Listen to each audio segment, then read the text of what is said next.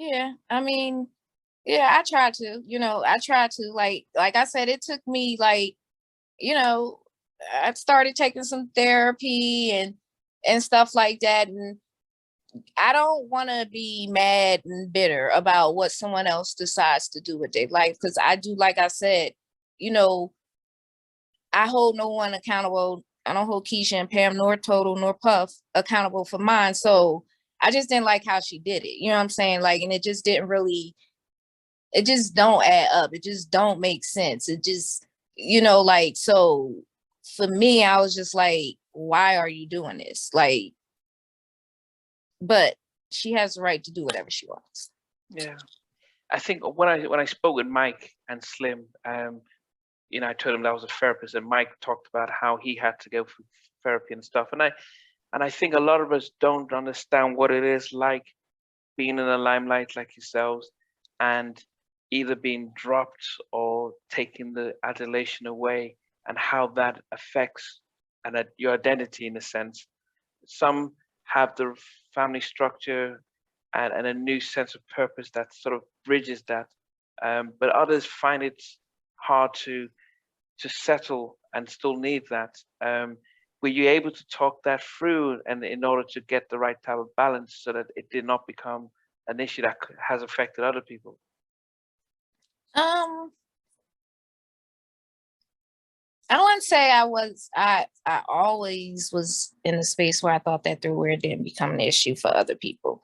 It's just that I didn't know what, like I'm a type of person where I'm like, I'm just gonna move on. You know what I'm saying? And I'm not gonna think about it. I'm not gonna talk about it. Like, I'm just gonna move on. And I know recently a lot of things kind of like I've been able to talk about it and express myself about some of the things of how I felt back then. You know what I'm saying? Like, so no, I wasn't always in that space. I'm more kind of internalized it more. Oh yeah, yeah. Those are yeah. Then those yeah. We try and teach people to externalize a lot because it's a lot of yeah. It avoids self harm. It avoids just the constant thinking, and you're trying to distract yourself by doing sort of some risky things in order to distract, because it's still going around your mind and stuff. Would you just advise people to, because especially us of color, we kind of run away from talking and help. We always think put on a brave face, but would you advise anyone that's struggling to reach out and get help and Oh, talk? definitely. No, definitely talk. Like, and and make sure you're talking to, like, because I'm not gonna say I didn't talk about some of these things, but I was talking to the wrong people about it. You know what I'm saying? And um, so find you a therapist, somebody that's non-biased, and just pour your heart out, because I know it helped me.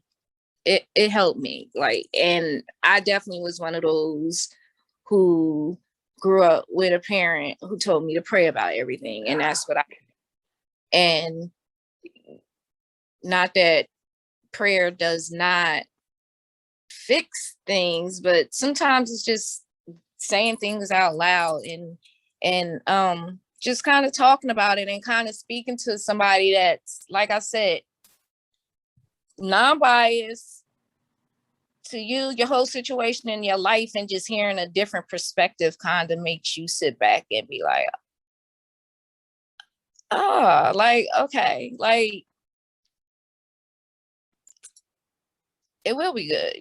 So Yeah, no, thank you for that, because October is mental health awareness, and I'm going to use part of this to really push mental health awareness, because that's what I say. I'm a mental health therapist, and unfortunately, within our Black community, even here in the UK, we're the most amount of people locked up in the mental health institutions, but with the least amount that actually come for support and see yeah, therapists. So 99% of my patients are white. Um, right. and so it is something that I'm really pushing to the community, that we're not telling you to abandon church and God, and talking to the pastor, but we're actually just trying to say, get an independent person just to talk and understand, and who's not going to always say, yeah, you're right, but just to be able to balance it out. So that's why it was good to have you say that, so that I can, if it could happen to Kima, who is a recording artist, it can happen to any of us. So that's really helpful. Thank you for that. No, definitely. Like, and communication is key. Knowing how to communicate, because I didn't know how to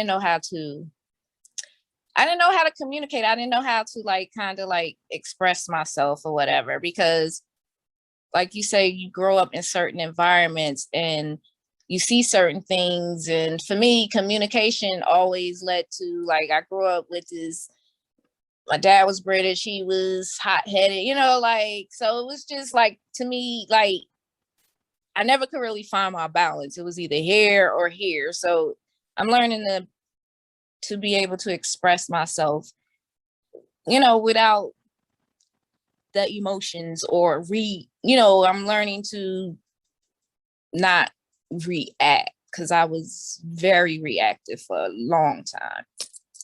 And you've had to spend most of your teenage and growing year in the spotlight around in industry people and as well. So you didn't have, Yeah, very guarded. I'm still very guarded. Like, yeah, very guarded.